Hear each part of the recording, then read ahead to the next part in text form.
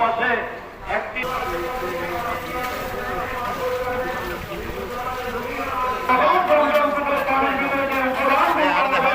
সত্যিকারের হুবহু বরাবর সেই পানির উপাদান হুবহু এগুলি পানির হিসেবে প্রমাণ হয়েছে।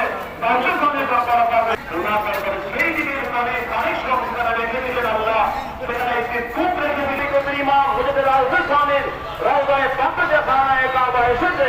তারা একথা অনেকে অবিশ্বাস করতে পারেন, বিশ্বাস করার লোক পাওয়া নাও যেতে পারে। তার একটা ফলক রেখে গেলেন খানায়ে কাবার সব এখনো মুজাফফরপুরের রওজায়ে পাকের পাশে অবস্থিত মসজিদের সামনে রয়েছে। সেখানে আশেকে রাসূল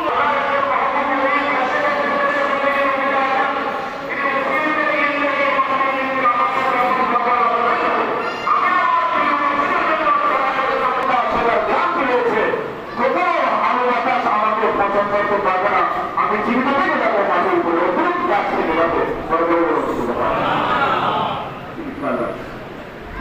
ইমাম রব্বানী রওজায়ে পাকে খানায়ে কাবা এসেছে এবং ওনার ওই জমিনকে ফেরেশতার জমিনের মর্যাদা দেওয়া হয়েছে।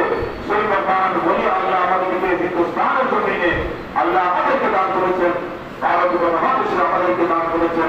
আল্লাহ